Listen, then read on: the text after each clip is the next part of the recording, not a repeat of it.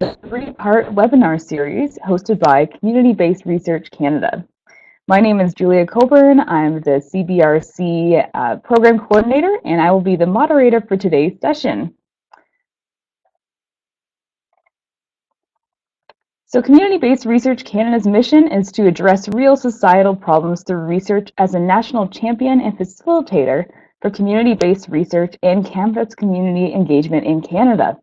For 10 years, CBRC has brought together key players of community campus partnerships.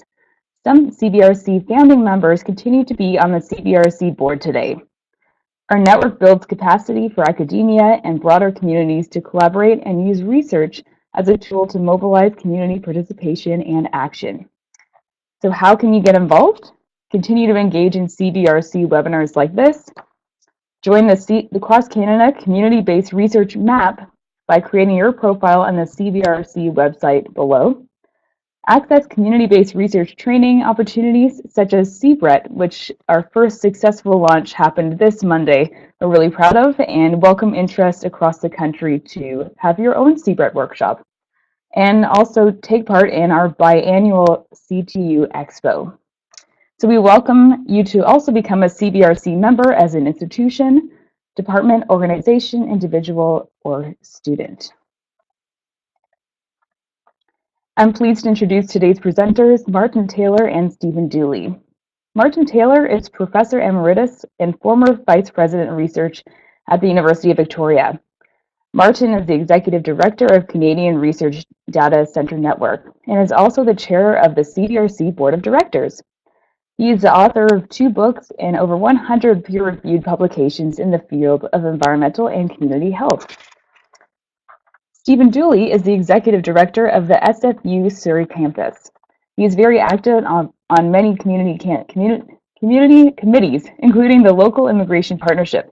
Stephen is a member of the CBRC board and also the co-chair of the CTU Expo 2017 held in Vancouver. So this webinar is being recorded, and you can find the recording of this webinar under the Community-Based Research Canada website. You can find below and under /webinars. And we want to hear from you throughout this webinar discussion. So you can see in the purple rectangle in the screen below where you can type in the chat box. And so type your questions, comments throughout, and we will be taking up in the last 15 minutes all of your questions for discussion. So without further ado, I'm going to transfer over to Martin Taylor.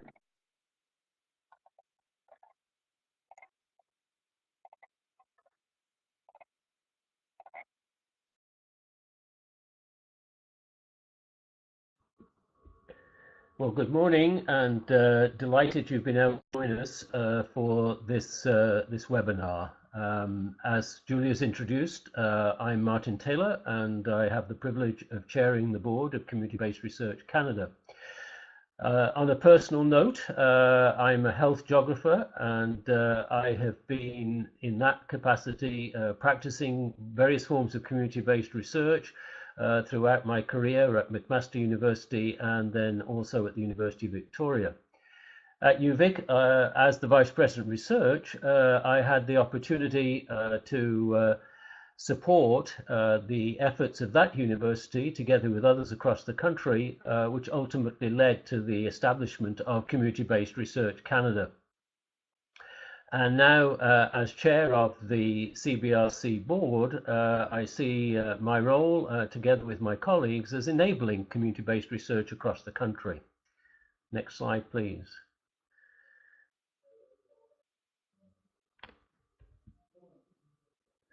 So we obviously are all, I think, probably on the line here, aware of the currency of community university engagement in Canada. There's no exaggeration to say that over the last 10 to 15 years, the momentum to have our universities engage with our communities of which we're a part has really grown very quickly, and there are a variety of reasons for that that are listed on this slide.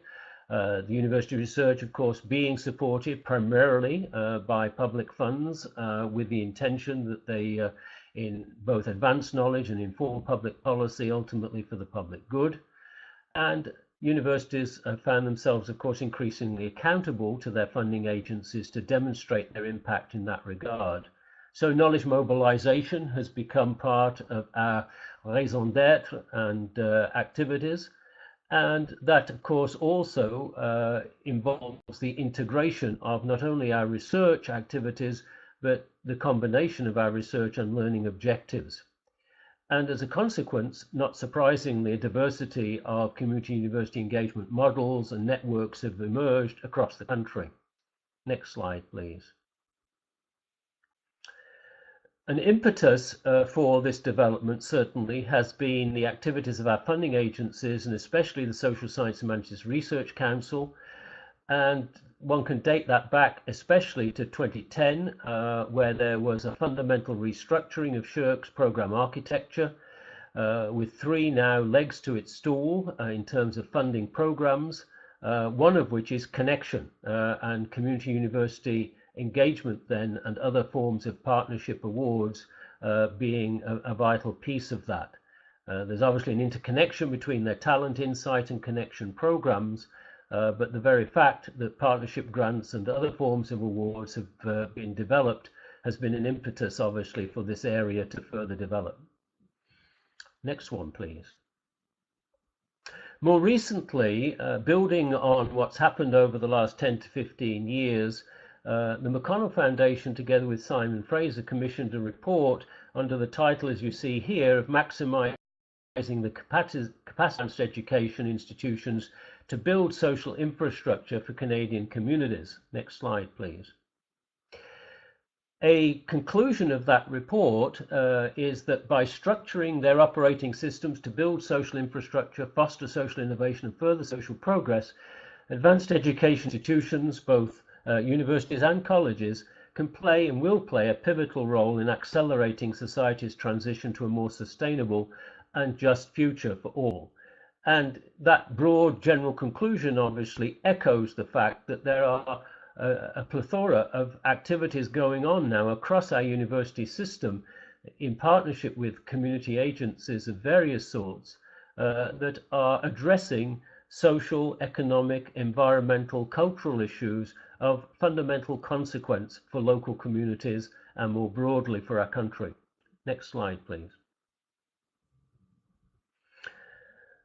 Back in 2012, in parallel with the number of things already mentioned, our then Governor General, and of course former University President from University of Waterloo, David Johnson, was instrumental in establishing a community campus collaboration initiative, and United Way Canada, SSHRC, Research Impact and other organizations were involved. And this highlighted all the more the opportunity for community-based research, integrated community experience into learning and knowledge mobilization, and policies and institutional supports coming together to address what were labeled big societal issues, whether they be in the context of Indigenous issues, environmental issues, social economic issues around housing, poverty, and so forth. We could see how a number of the big Canadian challenges could be better addressed if this approach was taken. Next slide.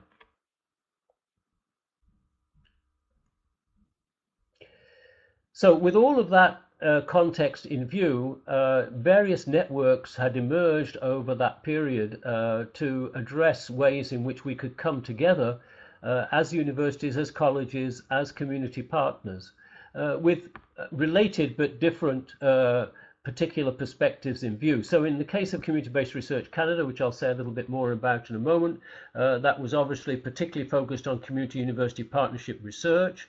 Research Impact, based out of York University, with a particular focus on knowledge mobilization in its various forms.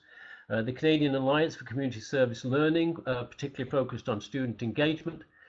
And Community Engaged Scholarship Partnership, looking at the ways in which academic staff policies could be revised in order to enable and stimulate this kind of activity. And all of those 4 kinds of perspectives coming together around the biannual Q Expo, Community University Expo meetings that provided a convening space for all of those kinds of networks. Next one, please.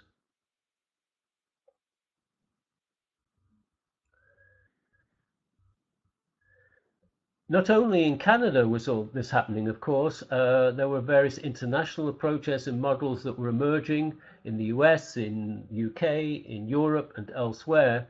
And here are just a list of a few. I won't take time to list them. You can see them there, a number of them that you would be familiar with. I would particularly, though, label the UNESCO Chair in Community-Based Research and Social Responsibility in Higher Education, not least because one of the co-chairs is Bad Hall, who has really been a founder and pillar of much of community-based research initiatives in Canada and elsewhere. And so that UNESCO chair is an important bridge, I think, into the international community for those of us in Canada who are involved in this area. Next one, please. So let me come on then to Community-Based Research Canada, what it is, what it does, what it offers. It's a national network that advances research that leads to social innovation and social entrepreneurship. It helps to build the necessary capacity in community-based research within the higher education community to better advance then change in Canada, systems level change. It's been a champion supporter of the C2U Expo movement, these biennial conferences, and promotes standards for quality research. Next one, please.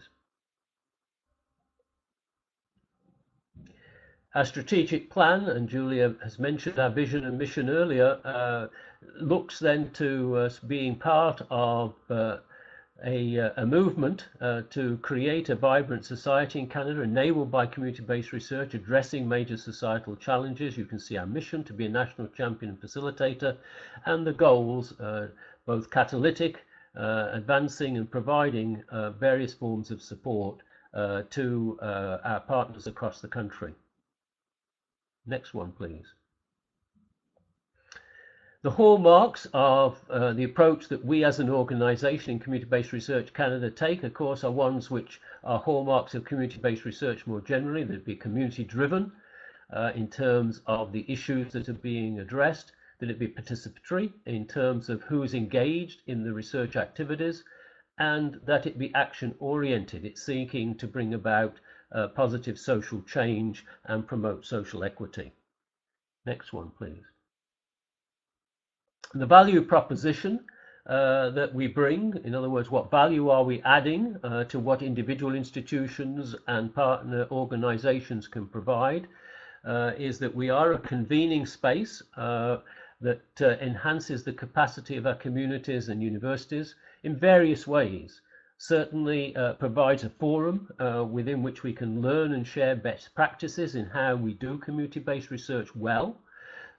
We can help to build both within and amongst institutions with their partners, teams for major research projects and programs. We can interact and be a voice to our funding agencies on behalf of our partner institutions. And we can network also then with major organizations such as United Way, Imagine Canada, and many others, both locally and nationally. Next one, please. Further, we can enhance the capacity of our communities and universities by obviously many of our partners being able to participate either directly or indirectly in our governance and management through our board of directors and otherwise. We connect, as I've said earlier, with international efforts, and so provide a conduit to that broader international community engaged in that area. We contribute to and support national conferences, particularly CU Expo, and I hope we're also advancing the recognition and respect of the importance of community-based research in our universities, colleges, and allied hospitals with research that's relevant. And obviously then benefiting from the proven success of a national organisation which has been in place now for some 10 years. Next one, please. So we have both existing and planned services coming online, and Julia in her introduction made reference to some of these, an online directory, capacity building and skills development, regional and face-to-face national meetings, a community of practice that enables us to share, and also of particular importance and very timely is the focus that we put on enhancing the excellence and impact of community-based research. Next one, please. Let me just take a minute on this one, because I think one of the challenges that we face, particularly given the history in this area where quantitative research has been the hallmark of robust and rigorous practice, is to recognize that there are important ways in which we build robustness and rigor into community-based research, whether it be qualitative or quantitative in its approach.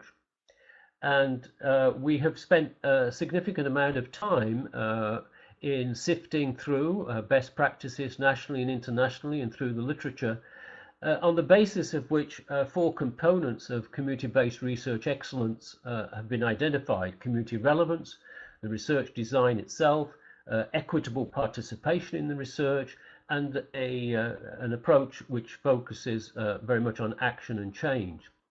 And we brought those components together in part in a national summit that SSHRC funded back in 2014, which in essence has been a springboard for subsequent activity.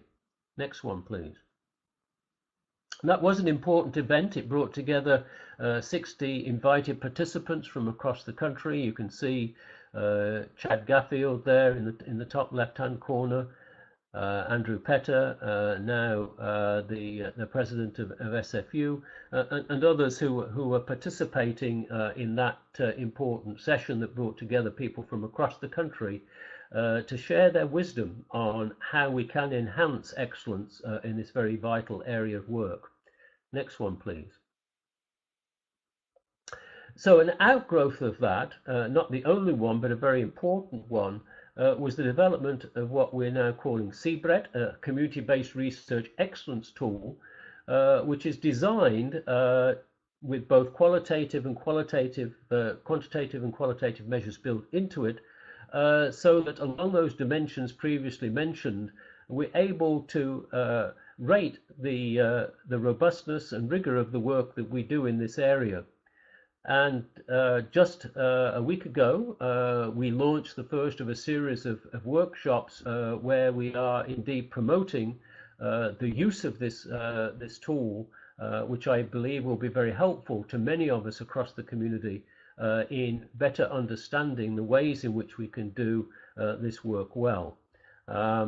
So just an advert there, I think, for the ways in which CBRC, together with its partners, is helping to promote the best of what we do and make it even better.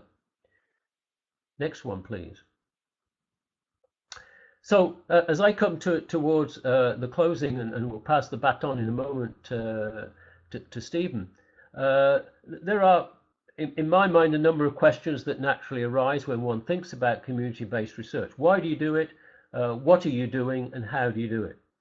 Why are we doing it? Because I fundamentally believe, whether it's taking a more qualitative or quantitative or combined approach, that we're seeking to ask the right questions. And I guess as a long-time researcher myself, there's no substitute for making sure that fundamentally you're asking the right questions. If you're not asking the right questions, you're not going to get the right answers. It's self-evident, but very important.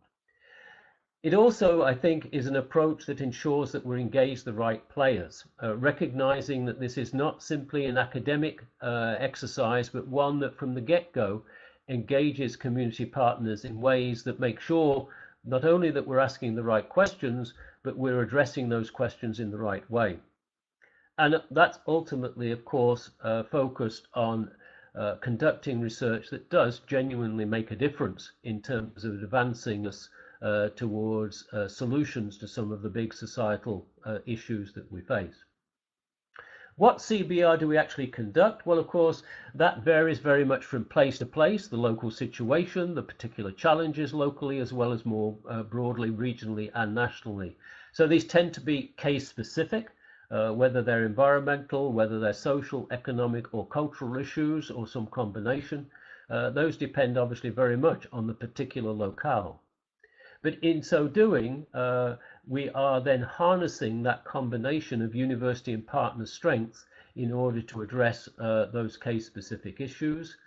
And in all of that, we're committed, as already indicated, to promoting excellence and rigor so that the results that emerge are ones on which we can have confidence and can inform policy programs, practices in ways that bring about positive change. So how then do we conduct it?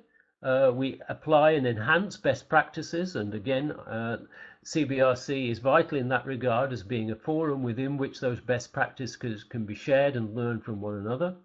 So learning and sharing with and among our networks then becomes a critical piece, and creating then institutional incentives and supports is then a building block for all of that to happen. And lastly, just to remind you, the last slide, please, of mine, Julia. Just to remind you where you can find us. So Community-Based Research Canada is www.communityresearchcanada.ca. Myself as board chair, and Joanna Achaka at Centre for Community-Based Research at Waterloo. Is our vice chair. So feel free, please, to contact us. And on that, Julia, I will pass the baton to Steve Dooley, who, with this background, will give us some insights from his expertise and experience at Simon Fraser and beyond. So, Stephen, over to you, and thank you all for listening.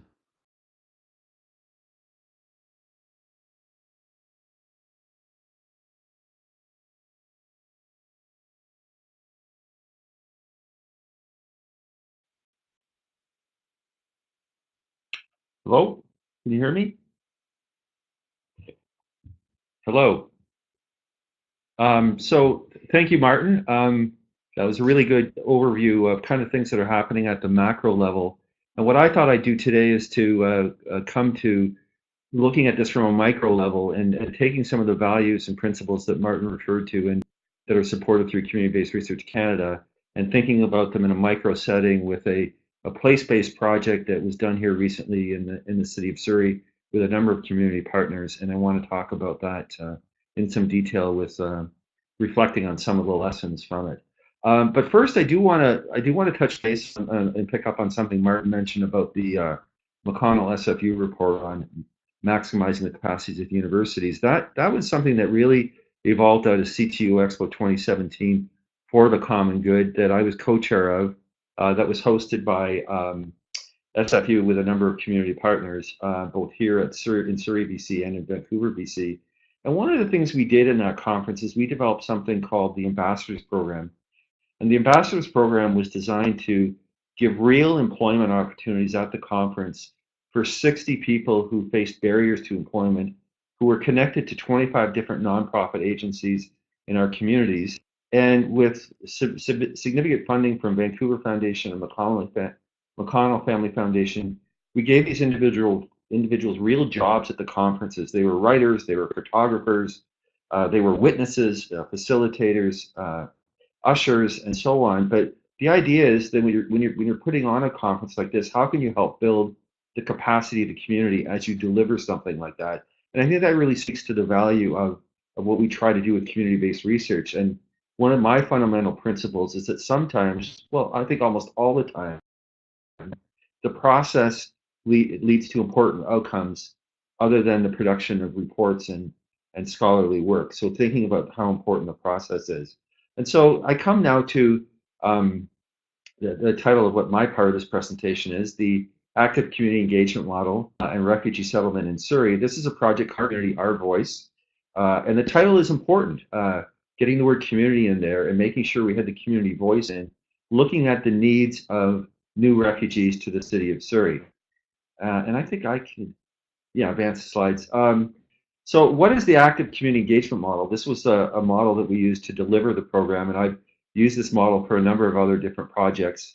It's really meant to operationalize community partnership, co-creation of projects, sharing of power, making sure projects are rooted to community need, and making sure that the outcomes are rooted to what really needs to happen in the community as well. So it's called the active community engagement model. It involves having a steering committee comprised of community partners. The role of the committee is to take leadership for all aspects of the development and delivery of the research project. And we typically will have somebody from the community organization chair that committee. And a huge part of this is the recruitment and training of peer research assistants. So those are individuals who are from the community that we're working with to work with us on the project and to help build their own capacities and to add significant value to the quality of the research that's produced. And I'll be talking about that in a minute. Community consultation days, extremely important for us. It's one thing to develop results from a project, but who decides what the recommendations should be moving forward at the community level? And what we did for this project is we held a community consultation day with a number of service providers and regular folk from the community, presented the results from the research, and basically asked the community, what do you think we should do with this? What are the next steps and recommendations that we should take as a community?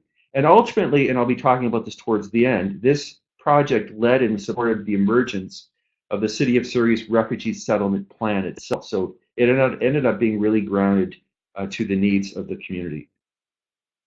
So in terms of the specific, thinking about this model, the active community engagement model in our community, Our Voice.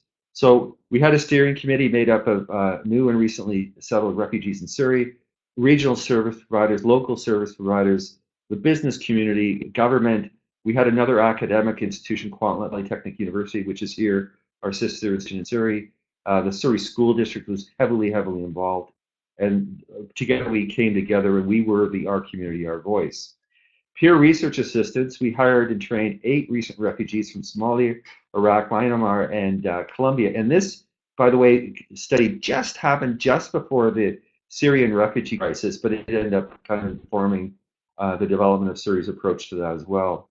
The RAs, they were involved in instrument design, focus group recruitment, focus group facilitation, translation, data interpretation, and the development of recommendations. So in other words, they were involved in every aspect of the process. All of the RAs completed the Tri-Council tutorial on research ethics. We did go through ethics review, and it's one of the interesting things. Oftentimes I'm told, oh, do you think everybody's going to be able to complete this? And there's an assumption that there's deficits in people in the community. Well, we look that they have asset bring to the project, and surely they did. And one of the big things in doing a study like this is all of the RAs were able to play a huge role in recruitment for facilitation, getting deep into the community to make sure we heard from voices that we might not otherwise hear from. So, and this is what we were wanting to go through the study, looking at some of the settlement barriers faced by refugees and how are they being addressed, how do the service providers integrate in Surrey, and are there gaps in services that need to be addressed? And as the largest recipient of refugees in the province of BC, what level of understanding and awareness do civic stakeholders have about the refugee process? And by doing that active community model and getting the people involved from different stripes within the community, from many different sectors, we were able to build that knowledge as we went through the process. Rather than just waiting till the end, it's how do you use a process of community-based research to build knowledge as you develop and deliver the project. And so looking at what constitutes community settlement and our support's adequate and coordinated in Surrey to maximize benefit. So that's kind of what we were looking at. In terms of results, we realized that becoming a refugee settlement is quite a journey with many ups and downs and hills and valleys and going through rapids. I mean, you can mix your metaphors and sometimes in these diagrams, but it's really looking at the perspective of the challenges that are faced. And we divided, based on the conversations that we had in our focus groups, really thinking about the whole process of settlement into pre-arrival, arrival, settling in, and then thinking about some of the long-term needs and how do the services respond to that. And then, so we talked about, here's some of the examples of some of the results. So really high expectations of a new life in Canada, but underprepared, and people talking about what needs to be done, what government support can happen before individuals arrive in Canada. A number of people talked about the trauma of living in camps and leaving loved ones behind, fleeing war and conflict. And so conversations about how the really significant mental health challenges that need to be looked at. And but there is some expectation, or at least there was prior to what Surrey's trying to do with this, some expectation that as soon as refugees get here, they need to be able to hit the ground running and learn a bunch of things and dive in. And well, are they ready? What support do they need as they move forward? So in Rival, that's one of the things. Like literally, have you ever taken a long 20-hour flight and then you land in a community and then you have to figure out where to get places? Well, a lot of us might have done this for tourism. Think about a refugee who might have been in a refugee camp and then they're on this flight and then they're here. How, you know, the expectations right when they hit the ground is challenging, and that was one of the things we heard loud and clear is you know the people that they have, the people they've left behind, you know, when they hit the ground, they need some kind of support to get going. And then when I came this one, I tried to notice that I did not speak English, so the language barriers and having a community support here within their own communities is absolutely instrumental. Settling in, we heard a lot about the importance of work and the lack of meaningful work, the importance and the value of the school experience, barriers around English language training, and as I said just earlier, the whole notion of community connectedness, how to get involved in different programs and how to get involved with different peers within their own community, but with a larger community. And the city of Surrey now has taken this and they've done a lot of work around community connections with multiple groups of refugees. The longer term, still hard to settle in for good reason. You know, talking about education training, being able to deal with development of more education opportunities. Discrimination in the workplace continues in the longer term capacity. And then some people talking about their dreams, and in the long term not necessarily being fulfilled. So not just thinking, do we provide short-term support for individuals coming to Canada, but how do we keep checking in with them in a longer term basis to see how they're doing and to see how they're connecting and see how they're developing their sense of community here in the Surrey area. So some key recommendations, and I don't necessarily want to focus on the recommendations because we want to focus on the process of what we've done and where this has led to. But some of the key recommendations are investment in collaborating existing resources and services that improve citywide mobility and access to affordable accommodation. As many of you will know who are from across the country, we continue to have a affordable housing crisis here in the Lower Mainland, and we certainly have that in Surrey. Support for English language education for both youth and adult refugees. Developing a greater understanding of pathways for Surrey residents to engage with different refugee communities, and grow, improve, and facilitate the coordination and sharing of information and resources between agencies and between the settlement service providers. And I think that's absolutely a fundamental process. Now, this is probably one of the most important parts of my presentation. This came from one of the comments in one of our focus groups, and I'm going to read it. My wish for people learning about the project. I hope that our thoughts, ideas, comments, solutions will be taken seriously. I would love to see them on the ground, not only written on walls. And so what this person is referring to, you know, in the focus group, you know, we get people to kind of write on sticky notes and we post it on the walls and we gather this information. But this person is asking, what are you going to do about it? What's actually going to happen for us as a result of participating in this research project? And I take that to heart. I take that very, very seriously. And that's why I think we're all involved. For those of us who are really involved in community-based research, it's about creating a change. It's why we called CTU Expo 2017 for the common good. You could paraphrase that into so what? So we're doing these research projects. What actually changes? How are people supported in moving forward? And what that led to, what our study led to, is working with our partners with the Surrey Local Immigration Partnership. The data from the project became a focal point of the development of a Surrey refugee and integration strategy. Now, among the LIPs, the local immigration partnerships that are run through IRCC across Canada, I think Surrey is, and if Aileen Murphy is on this from the City of Surrey, you can jump in, but I believe that the City of Surrey is the only LIP across Canada that has a specific refugee settlement strategy, not just looking at immigrations as a whole, but looking at specifically targeting supporting the needs of refugees. And so from our study, this project is looking at investing in the potential of refugee youth, enhancing service capacity coordination, supporting economic self-sufficiency and inclusion, and enhancing social inclusion for refugees as well. The local immigration the Surrey Local Immigration Partnership is really interesting. It's co-chaired by one of the City of Surrey councillors, Judy Villeneuve, and the CEO of the Surrey Board of Trade, Anita Huberman. So purposely, the Surrey LIP brings together the nonprofit sector and the business sector to work together, and oftentimes those sectors can be siloed in terms of looking at the needs. So it's been a really fascinating process of integration. And one of the things that's happened with SFU in this regard is the City of Surrey through the Local Immigration Partnership, and based on the recommendations of the study, our Radius program, which is a program at SFU BD School of Business, it stands for Radical Ideas Useful to Society.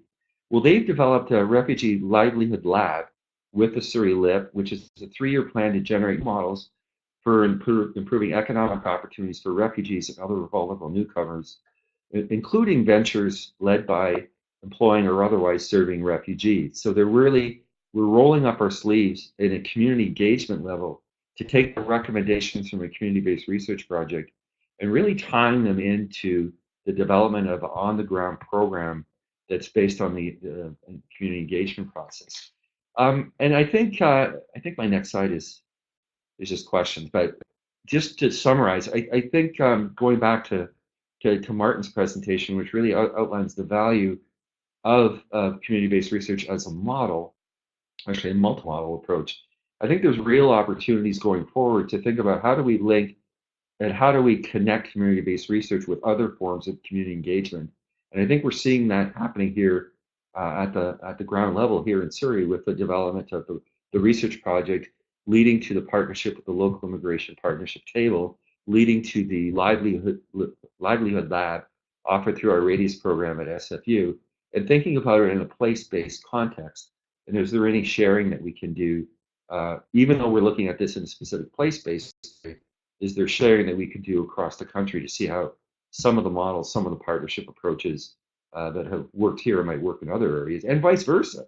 We certainly know we have a lot to learn from partnerships with other things happening across the country. And I think that's where Community-Based Research Canada is absolutely a fundamental driver moving forward. I think the other thing I would conclude with is that one of the things that has been my experience is thinking about different kinds of innovative or broader kinds of funding opportunities. So this funding project, we were funded through the City of Surrey, but they received the funding through IRCC, and in CTU Expo, McConnell Family Foundation, Vancouver Foundation, Van City, and other organizations are really wanting to look at supporting on the ground projects like this that support the development of solutions on the ground. And I think I do want to finish with my with the research assistants, because again, like what we did with the ambassadors program with CTU Expo, we don't just need to think of the final product of community-based research as the outcome. Certainly it's a very important outcome. Certainly it leads to hopefully developing recommendations that matter to community partners, that matter to changing lives at the community level. But during the project, we built capacity. We didn't build capacity. We worked with individuals to help their capacity flourish. And so those 8 RAs, some of them I'm still connected to. Some of them I wrote job reference letters, references to go to school. And once we develop that relationship, that's an ongoing relationship that we like to see develop and flourish. And similar to our ambassadors program through CTU Expo, it continues. We've used it now twice for the Surrey Social Innovation Summit.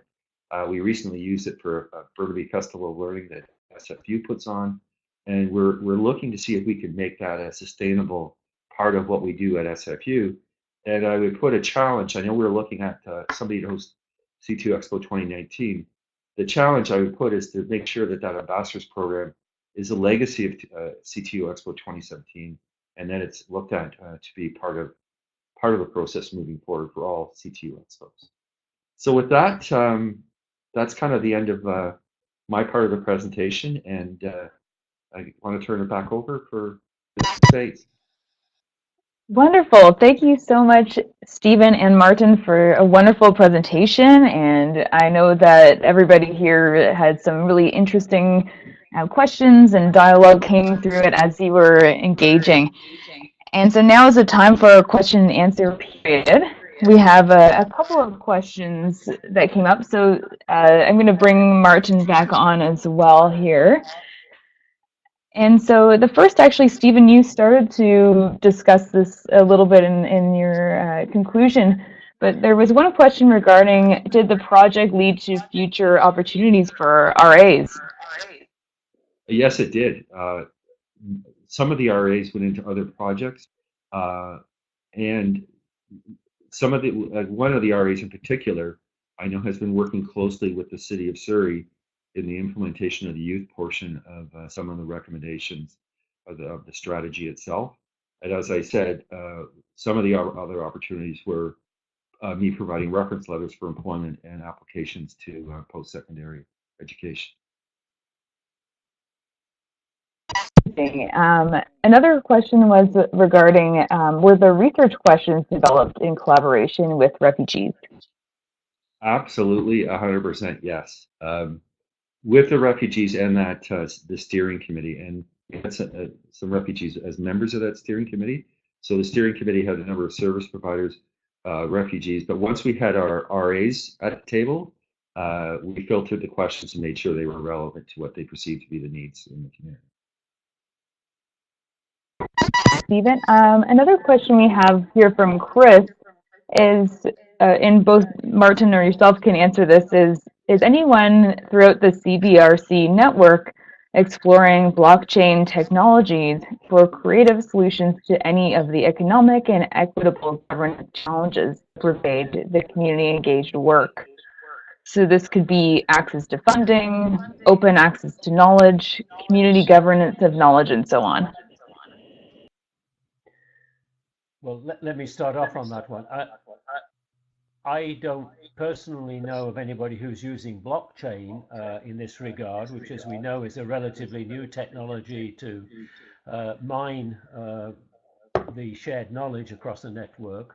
But for sure, a number of the issues that Chris has labeled here, like access to funding, the equitability of community voice with researchers' voice and so on, and the whole issue of governance, are ones that have been central, I think, to the shared experiences of folks in our network across the country. You speak also of ways in which we can measure and assess impact and relevance. I made reference specifically in the presentation earlier to the community-based research excellence tool, and this would be a case in point there. So I encourage Chris to follow up with me or others within our network. We can certainly share some of the knowledge that has been accumulated around some of the central questions that Chris is raising, and thank you for raising them.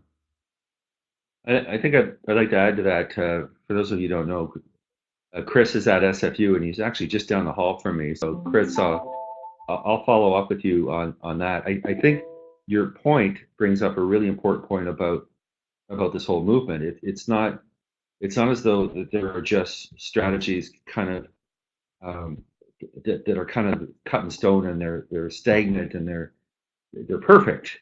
The whole idea, I think, of community-based research as as a movement, as a value base, is always looking for opportunities to improve, always looking for opportunities to figure out better ways of connecting and working together. Thank you so much. Another question came up about the CBRET tool. So can anybody tell us more about the CBRET tool? Who answers the questions? And at what stage in the CBR project do you recommend implementing the tool? Okay, so let me go there, Julia. Thank you, and thank you, Angela, for the question. So as mentioned, there was a workshop, day-long workshop, just a week or so ago that was hosted by the Centre for Community-Based Research at the University of Waterloo. So it's now in the domain of us, and this was the first of several workshops that are planned to disseminate the tool. Probably the best way to find out more about it is to go directly to Rich Jansen and Joanna Achaka at Centre for Community-Based Research, who have been leads in developing the tool, and Julia, who's comparing the session today, is based there as well. So I would refer you to Rich and to Joanna in terms of more information on the tool. In terms of what stage to use it at, there are various stages at which you could use it. It's certainly designed to be an assessment towards the end of a project, but the way it's set up in terms of different elements being measured in terms of the extent to which partners are genuinely engaged would allow it to be used at different stages of a project, or different components of the tool could be used at different stages of the project. So it's versatile in that respect. So please go ahead, Angela, and contact Joanna, whose email was on one of the slides earlier on, and take it from there. I think it's a tool that's well worth attention and application at various stages of our CBR project application. So that looks like all of the questions that we have for today, but we encourage you to continue to share your questions and engage with CBRC throughout, and look forward to just continue to build this amazing community of community-based research across Canada. So thank you again so much to our presenters, Stephen and Martin, for sharing this wonderful insights into the community-based research landscape across the country. And for Stephen to sharing a specific example of community-based research in practice in the refugee settlement practices in Surrey. So we want to say that we greatly appreciate your feedback to all of our participants about this webinar and future webinars, so we can continue to provide you with relevant and quality community-based research programming. So please take 2 minutes after this webinar to share your feedback. After you log out of this webinar, the feedback form will automatically show up. And lastly, we want to, on behalf of Community-Based Research Canada, I would like to thank our wonderful presenters for today's session. Again, Martin Taylor and Stephen Dooley, and for all of you for joining us.